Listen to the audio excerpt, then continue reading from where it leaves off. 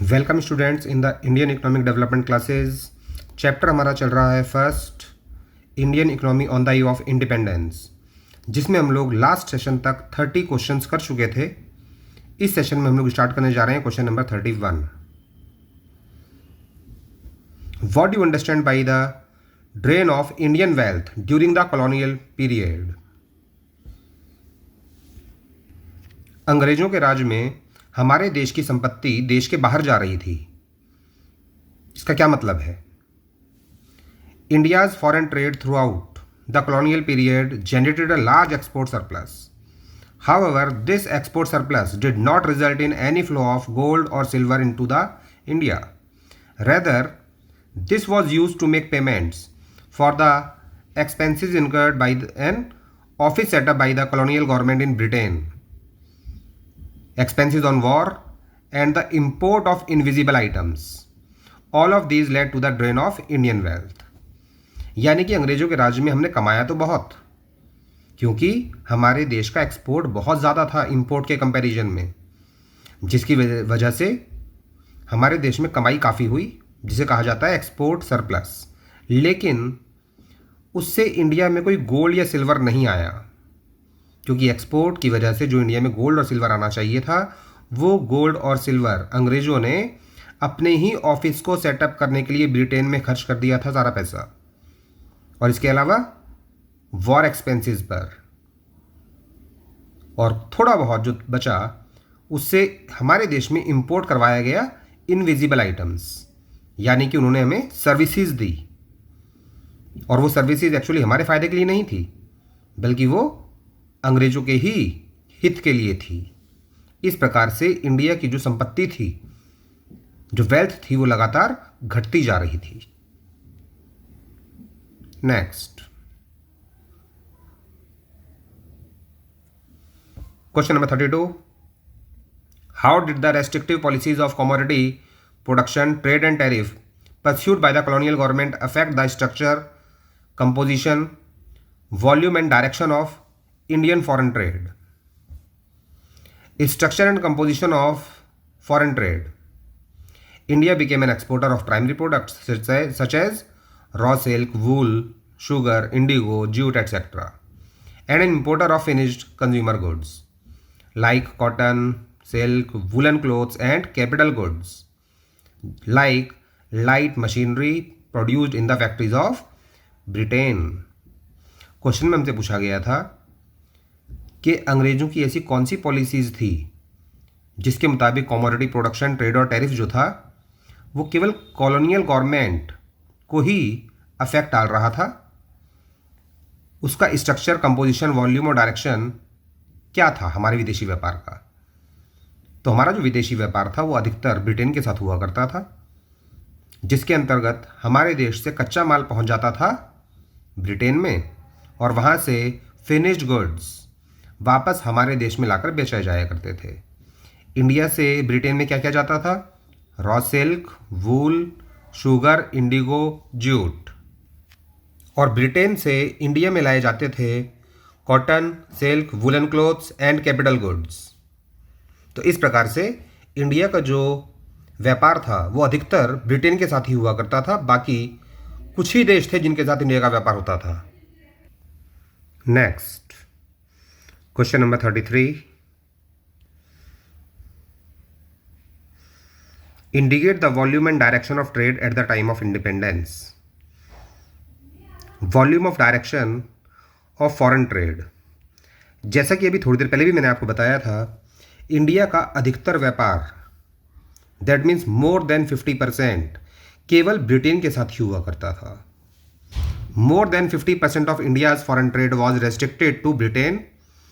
The remaining was allowed with a few other countries like China, Ceylon, जो कि अब श्रीलंका है, एंड पर्सिया, जिसको अब ईरान के नाम से जाना जाता है। केवल यही वो देश थे जिनके साथ इंडिया का अंतर्राष्ट्रीय व्यापार यानी कि फॉरेन ट्रेड हुआ करता था। Question number 34। Give a quantitative appraisal of India's demographic profile during the colonial period. Quantitative appraisal of India's demographic profile during the colonial period. Point number 1, low level of literacy. Literacy rate केवल 16% था, और अगर औरतों का देखा जाए तो वो केवल 7% था, जो कि कहलाता है नेग्लिजिबल, यानी कि ना के बराबर। औरतें पढ़ी लिखी होती थी उस समय पर। Number 2, high mortality rates. Due to lack of adequate public health facilities, water and airborne diseases were rampant. यानी कि पब्लिक हेल्थ फैसिलिटीज़ अच्छी नहीं थी, लोगों का इलाज नहीं हो पाया करता था, जिसकी वजह से बीमारियां जो थी उनको कंट्रोल करना बिल्कुल भी आसान नहीं था। जब एक बार बीमारी फैलती थी तो वो फैलती ही चली जाती थी। The overall mortality rate was very high. कुल मिलाकर मृत्यु दर बहुत ज़्यादा था। And in that particularly the infant mortality rate was quite alarming. और ज़्यादा चिंता का विषय था इन्फेंट मॉर्टेलिटी रेट, जो कि था 218 पर 1000। And point number 3, low life expectancy. जीवन प्रत्याशा केवल 32 साल थी, यानी कि एक व्यक्ति की एवरेज एज केवल 32 ईयर्स थी, जो कि एट प्रेजेंट अब जाकर वो 69 to 70 के आसपास हो चुकी है। Question number 35, highlight the salient features of Indian pre independence occupational structure. The salient features of India's pre-independence occupational structure are: point number 1, little sign of change.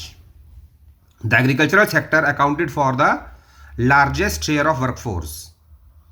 हमारे देश का अधिकतर वर्कफोर्स कृषि में लगा हुआ था, यानी कि खेती करने में, लगभग 70 से 75%, 70 to 75. While the manufacturing and the service sector accounted for only 10 and 15 to 20% respectively. और मैन्युफैक्चरिंग सेक्टर में केवल 10% लोग एंगेज थे और सर्विस सेक्टर में 15 to 20%। Point number 2, growing regional variation, यानी कि रीजन वाइज भी काफ़ी हमें अंतर दिखाई दे रहा था। जैसे कि मद्रास, बॉम्बे, बंगाल, इन क्षेत्रों में लोग खेती को छोड़कर दूसरे सेक्टर्स की ओर जा रहे थे, लेकिन ओडिशा, राजस्थान और पंजाब में उल्टा था। दूसरे क्षेत्रों के कंपैरिजन में एग्रीकल्चर में लोग और ज़्यादा लोग आ रहे थे। Parts of the Madras presidency, Bombay and Bengal witness the decline in the dependence of the workforce on the agricultural sector with a commensurate increase in the manufacturing and the service sectors.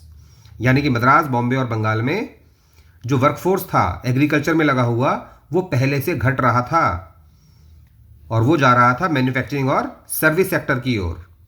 However, there had been an increase in the share of workforce in agriculture in states such as Odisha, Rajasthan and Punjab. लेकिन कुछ राज्य ऐसे भी थे जहां पर agriculture sector में काम करने वाला वर्कफोर्स पहले से बढ़ गया था। Next question number 36, what objective did the British intend to achieve through their policies of infrastructure development in India? That means अंग्रेजों ने इंडिया में जो इंफ्रास्ट्रक्चर डेवलप किया था, economic infrastructure and social infrastructure, उसका उद्देश्य क्या था? The real objective of the British behind infrastructure development in India, such as railway, ports, water transport, posts and telegraphs, was not to provide basic amenities to the people, but to subserve various colonial interests. यानी कि उनका उद्देश्य railway, port, water transport, post and telegraph को जो develop करने का था, वो हमारे देश के लोगों को सुविधाएं देना नहीं था, बल्कि वो तो ब्रिटेन की इंडस्ट्रीज को फायदा पहुंचाने के लिए ऐसा कर रहे थे। रोड्स का उन्होंने डेवलपमेंट किया ताकि उनके देश की आर्मी, उनकी सेना एक जगह से दूसरी जगह आसानी से पहुंच सके। इसके अलावा रॉ मटेरियल को वो एक जगह से दूसरी जगह आसानी से पहुंचा सकें, ताकि वो आसानी से रेलवे स्टेशन तक पहुंचे, पोर्ट तक पहुंचे और फिर वहां से पहुंच जाए ब्रिटेन में, उनके खुद के देश में। ताकि उनकी इंडस्ट्रीज फलती फूलती रहें। एंड नंबर 2, इलेक्ट्रिक टेलीग्राफ महंगा होने के बावजूद भी उन्होंने इंडिया में शुरू किया था, क्योंकि वो इंडिया में लॉ एंड ऑर्डर को मेंटेन करना चाहते थे, ताकि सूचना एक जगह से दूसरी जगह आसानी से पहुंच सके। अगर देश में कहीं भी आंदोलन हो रहे हैं तो उसकी सूचना सरकार के पास तुरंत आनी चाहिए, ताकि सरकार उस चीज़ के लिए एक्शन ले सके। इसलिए अंग्रेज़ों ने इलेक्ट्रिक टेलीग्राफ की शुरुआत भारत में की थी, ताकि वो लॉ एंड ऑर्डर को मेंटेन कर सकें। Next,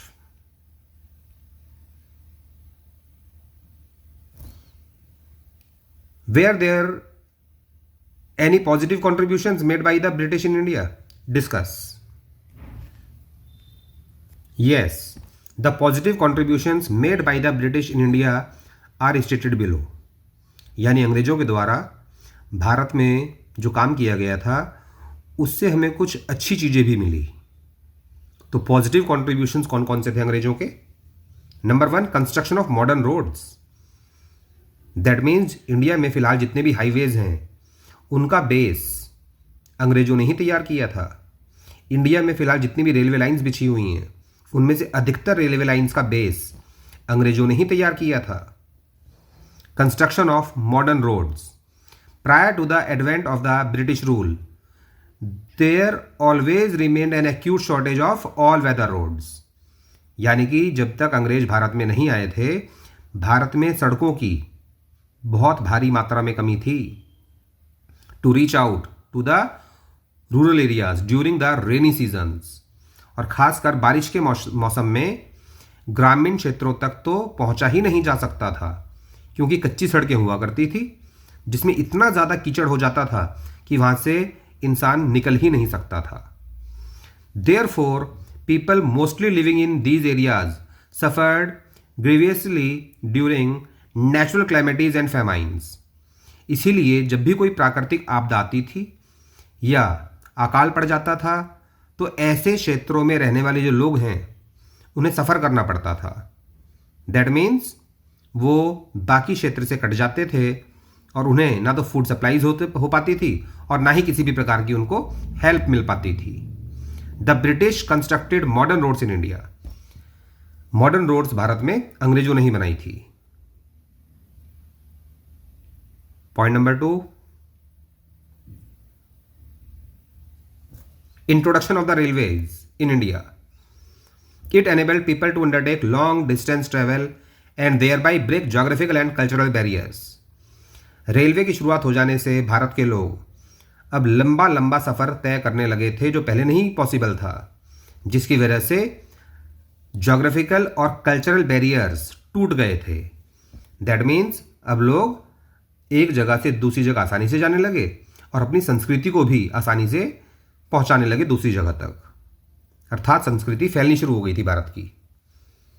number 3, development of the inland trade, यानी कि डोमेस्टिक ट्रेड, वो भी बढ़ने लगा।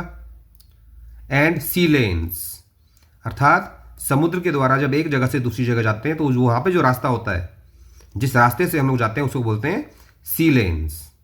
Along with the development of roads and railways, the British also took measures for developing the inland trade and sea lanes. यानी कि रोड्स और railways को डेवलप करने के अलावा अंग्रेजों ने इनलैंड ट्रेड को भी डेवलप किया और सी लेन्स को भी डेवलप किया, जिससे कि समुद्री रास्ते के द्वारा पानी के जहाज से एक जगह से दूसरी जगह तक पहुंचना आसान हो गया था। And point number 4, introduction of electric telegraph and postal services. ये सर्विसेज महंगी होने के बावजूद भी अंग्रेजों ने भारत में शुरू की थी लॉ एंड ऑर्डर मेंटेन करने के लिए। और जब देश में लॉ एंड ऑर्डर मेंटेन हुआ तो इससे लोगों को फ़ायदा भी मिला था, थोड़ा बहुत नुकसान भी हुआ था लेकिन थोड़ा बहुत फ़ायदा भी मिलता है, क्योंकि देश में अगर लॉ एंड ऑर्डर अच्छा हो जाता है तो कम से कम देश में व्यक्ति चैन की ज़िंदगी जी सकता है, अर्थात कोई गुंडागर्दी नहीं होगी, कोई लूटपाट नहीं होगी, कोई बदमाशी नहीं होगी। Next,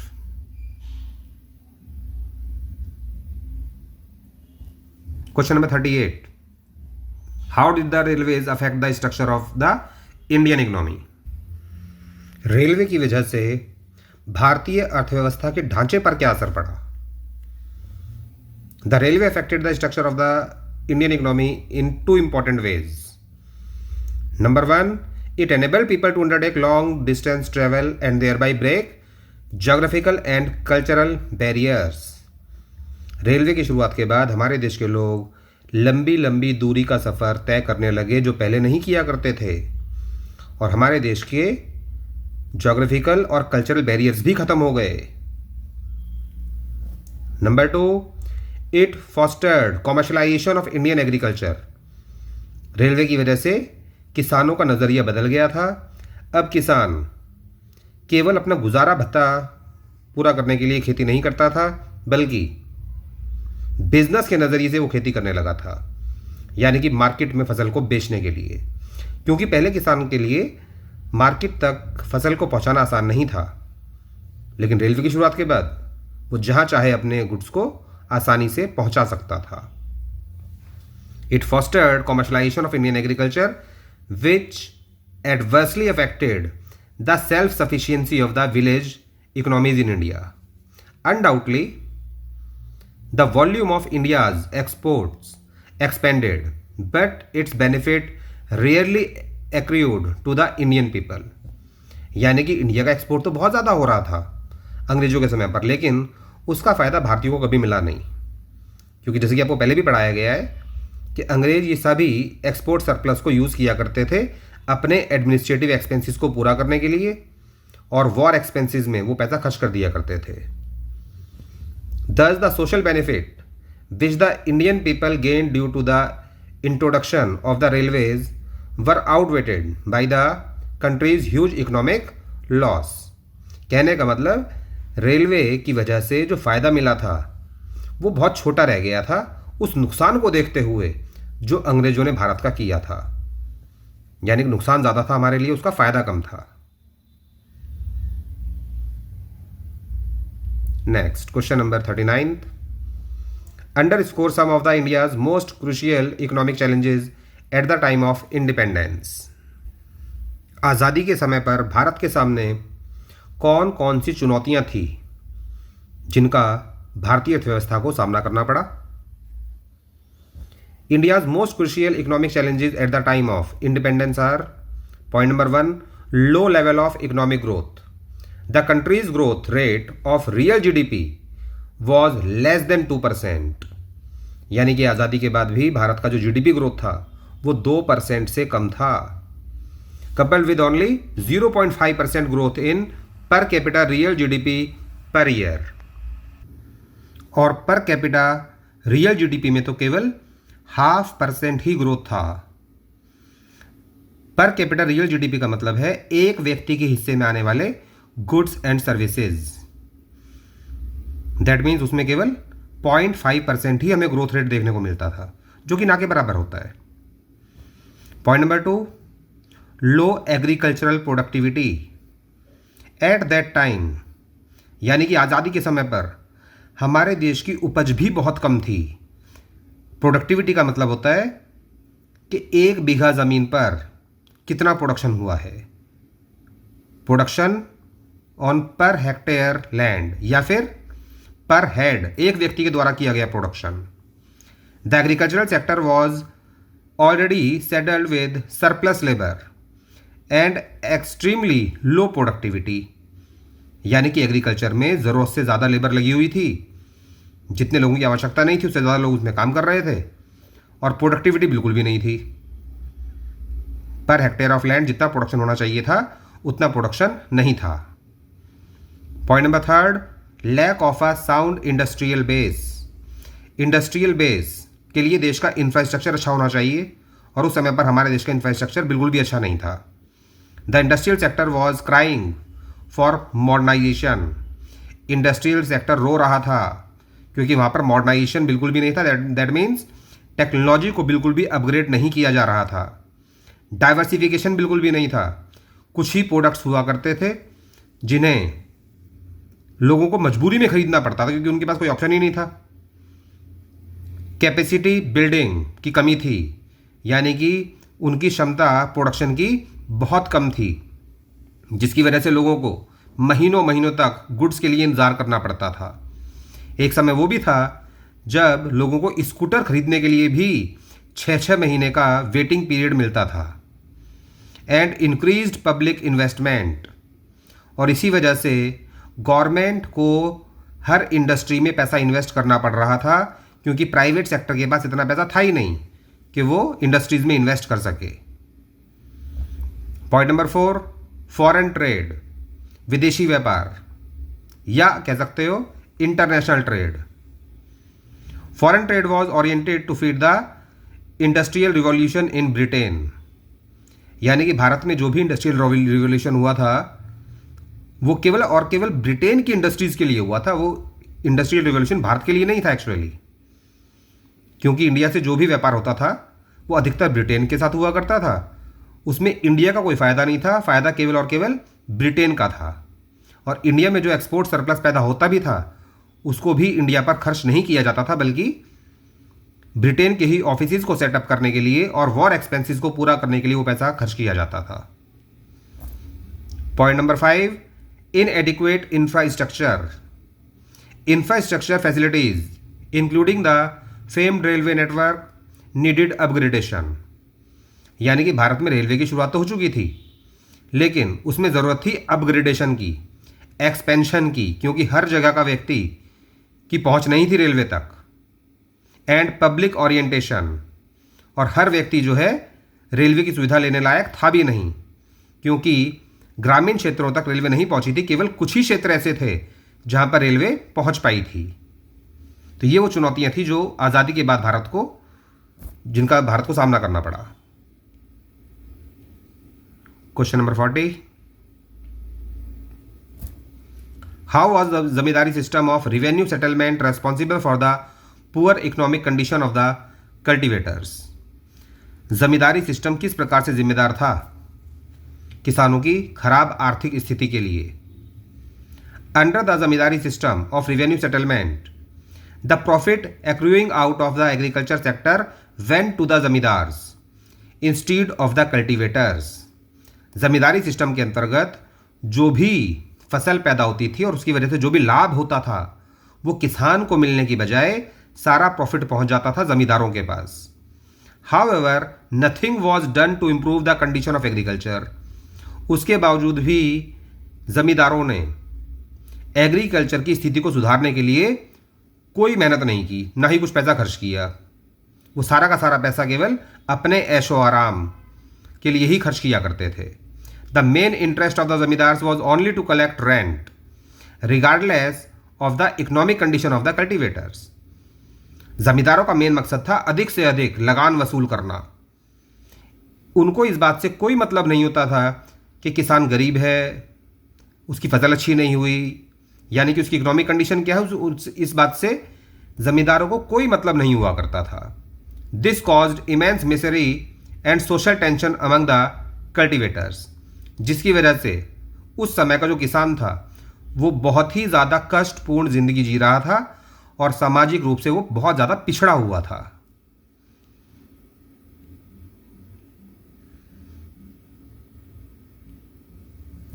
question number 41, what were the main cause of India's agricultural stagnation during the colonial period? अंग्रेजों के राज में भारतीय कृषि में विकास बिल्कुल भी नहीं हो रहा था। उसका कारण क्या है वो हमें यहां पर बताना है। Causes of India's agricultural stagnation and low productivity, यानी कि तरक्की बिल्कुल भी नहीं थी भारतीय कृषि में और प्रोडक्टिविटी भी बहुत ज़्यादा कम थी। पहला पॉइंट वही जो भी पिछले पेज पर भी आपको बताया था, zamindari system of revenue settlement, the profit accruing out of the agriculture sector went to the zamindars instead of the cultivators. जो भी खेती की वजह से प्रॉफिट हुआ करता था वो सब जमींदारों के पास पहुंच जाता था, बल्कि वो किसानों की मेहनत का पैसा था। However nothing was done to improve the condition of agriculture, और इसके बावजूद भी जमींदारों ने कृषि की हालत सुधारने के लिए कोई मेहनत नहीं की, कोई पैसा खर्च नहीं किया। The main interest of the zamindars was only to collect the rent regardless of the economic condition of the cultivators. और ज़मींदारों को इससे कोई मतलब नहीं था कि किसान की आर्थिक स्थिति कैसी है, वो बेचारा मुसीबत में है, उसकी फसल बर्बाद हो गई। उन्हें केवल अपना रेंट कलेक्ट करने से मतलब होता था, यानी कि लगान अधिक से अधिक वसूल करना। This caused immense misery and social tension among the cultivators, जिसकी वजह से भारतीय किसान कष्टपूर्ण जिंदगी जी रहा था और सामाजिक रूप से बहुत ज़्यादा टेंशन में था। पॉइंट नंबर 2,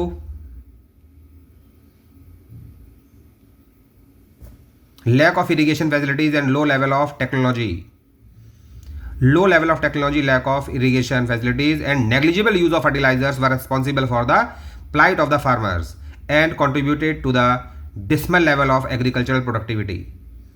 टेक्नोलॉजी में कोई इंप्रूवमेंट नहीं हो रहा था, सिंचाई सुविधाएं बिल्कुल अवेलेबल नहीं थी, किसान को केवल बारिश पर डिपेंड होना पड़ता था।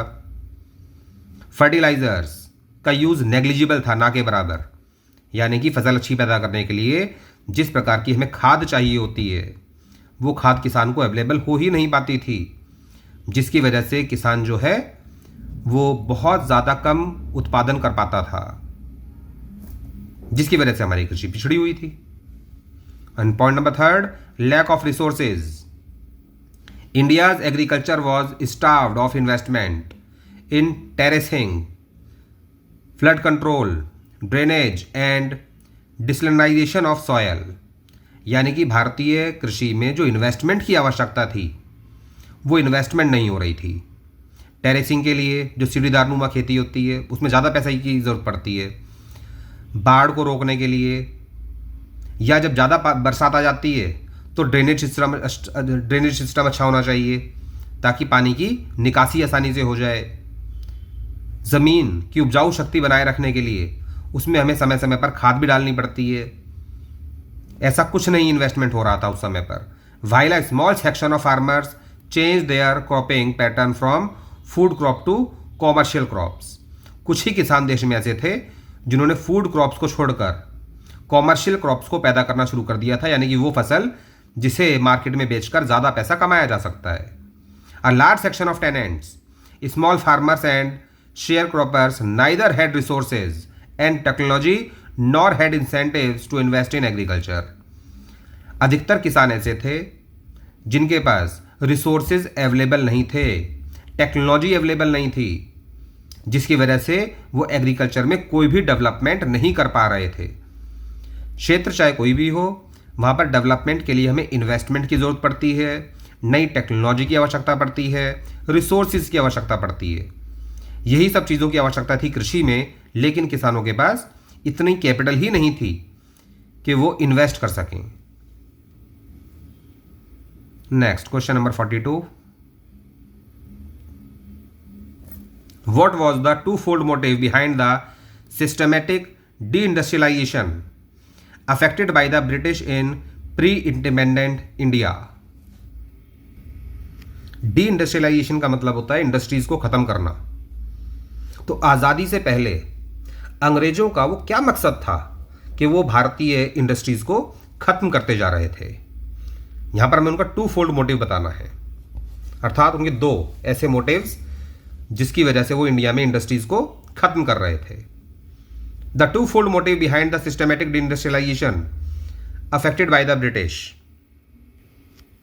First, the intention was to reduce India to the status of a mirror exporter of important raw material for the upcoming modern industries in Britain, यानी कि उन्होंने इंडिया को केवल एक इम्पॉर्टेंट रॉ मटेरियल का एक्सपोर्टर बनाकर छोड़ दिया था ब्रिटेन की इंडस्ट्रीज़ के लिए, ताकि यहाँ से कच्चा माल आसानी से ब्रिटेन की इंडस्ट्रीज़ तक पहुँचाया जाए और वहाँ की इंडस्ट्रीज़ फलें फूलें, बहुत ज़्यादा प्रॉफिट कमाएं और इंडियन इंडस्ट्रीज़ बर्बाद हो जाएं। And second, to turn India into a sprawling market for finished products of those industries so that their continued expansion could be ensured to the maximum advantage of their home country, that is Britain. यानी कि Britain की industries का जो तैयार माल था, finish good, उसके लिए उनको इंडिया मिल गया था एक रेडी मार्केट, इसलिए वो यहाँ से कच्चा माल लेके जाते थे और तैयार माल वापस इंडिया में ही लाकर बेचा करते थे, जिससे कि ब्रिटेन की इंडस्ट्रीज़ को मैक्सिमम एडवांटेज मिल सके। And that's all for this session. अभी कुछ क्वेश्चंस और बाकी हैं, वो हम लोग करेंगे नेक्स्ट सेशन में। नेक्स्ट सेशन में ये चैप्टर खत्म हो जाएगा। तब तक जितने भी क्वेश्चंस मैं आपको करा चुका हूँ उनको रिवाइज कीजिए बार बार और याद करने की कोशिश कीजिए और लिख लिख कर प्रैक्टिस कीजिए। Thank you.